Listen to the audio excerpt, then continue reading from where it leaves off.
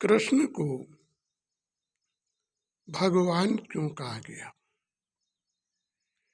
क्योंकि वो इस संसार के लोगों के दुख और दर्द को मिटाने का पूर्ण प्रयास करते थे। मानव के अशांत वातावरण को शांति में ले जाने का उन्होंने कार्य किया। इसीलिए उन्हें भगवान कहा गया। मानव की प्रकृति में जो मध्य एक सितारा नजर आता है वो एक आत्मा का सूचक होता है, और आत्मदर्पण ही परमात्मा के भी दर्शन कर सकता है, और आत्मदर्पण द्वारा पुनर्आत्मा अपनी शक्तियों को भी प्राप्त कर सकती है। जन्म मरण के कारण उसकी शक्तियां छीड़ होती हैं। उन छीड़ शक्तियों को प्राप्त करने के लिए वो अपनी शारीरिक व्यवस्थाओं पर कसौटी करते हैं, जैसे नशीले पदार्थ, मांसाहारी चीजें, इनका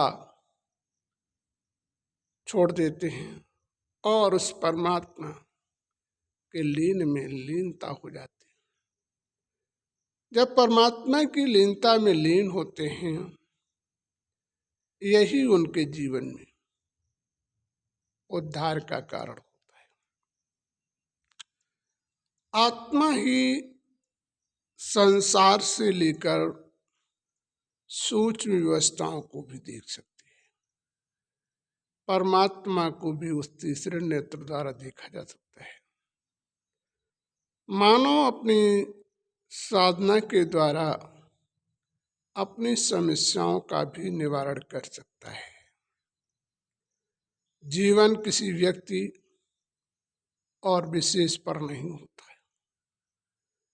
जीवन मनुष्य यदि ज्योति पर अपने जीवन को कायदे से समर्पण कर दे, इस ज्योति पर अपनी दृष्टि टिकाना प्रारंभ कर दे, तो जीवन की कोई भी परिस्थिति है उससे मुक्त होना उसके लिए असंभव नहीं है। इसलिए असंभव व्यवस्था को संभव में परिवर्तन करने के लिए मानव को भगवान की याद करनी पड़ती है, और याद करते समय हमें अपने मन के अंदर चिंतनों का त्याग करना पड़ता है। चिंतन चाहे स्वयं का हो या परिवार का हो या किसी समस्या का हो। जब भी तुम भगवान को याद करना चाहते हो तो इन समस्याओं से अपने मन को अलग कर उस परमात्मा की ज्योति में लीन होते हो, तब उस परमात्मा का प्रकाश तुम्हारे जीवन में पड़ता है। ऐसी स्थिति को प्राप्त करने के लिए ही तुम परमात्मा को याद करते हो, जिसे देवताओं ने भी याद किया है, वो भी उनमें लीन हुए। जिसे अखंड ज्योति भी कहा गया, जिसका खंडन मानव व दानव किसी ने नहीं कर पाया। तो वास्तविक उस व्यवस्था का ब्रह्मा ने भी परिवर्तन नहीं कर पाया, बल्कि ब्रह्मा भी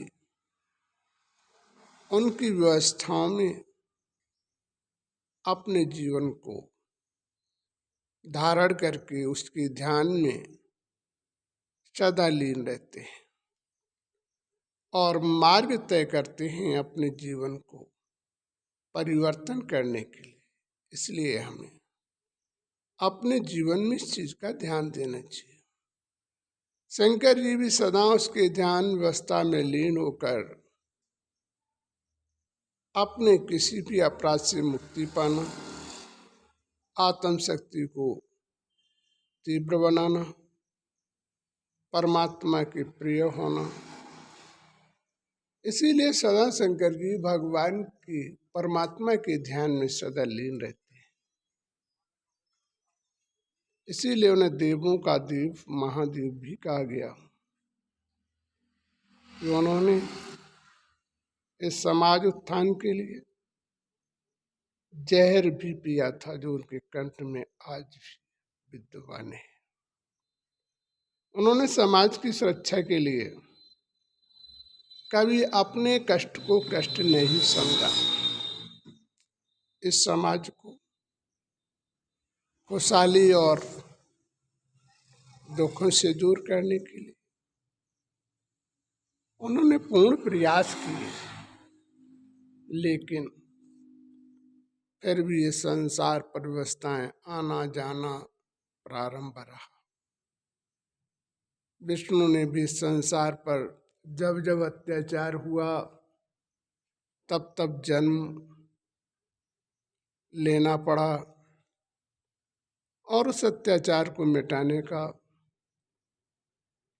पूर्ण प्रयास किया और अपने कार्यकाल में अत्याचार को उन्होंने समापन भी किया।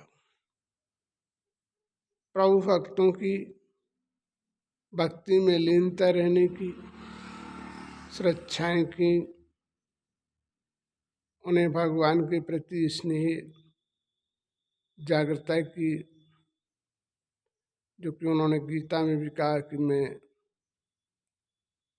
निराकार ज्योति न, मैं एक अखंड ज्योति हूँ जिसका खंडन नहीं कर सकते, मैं कालों का काल हूँ, महाकाल हूँ। तो उस परमात्मा निराकार जब भी संसार पे आता है तो किसी का माध्यम लेकर आता है, स्वयं नहीं आता है। यही कारण है इसका माध्यम लेते हैं और वो माध्यम वाले व्यक्ति जब इस संसार में समस्त अच्छे कार्य करके लोगों को एक नई प्रेरणा देते हैं, ऐसी स्थिति को जब प्राप्त कर देते हैं, इसीलिए उन्हें ये समाज भगवान मानते हैं।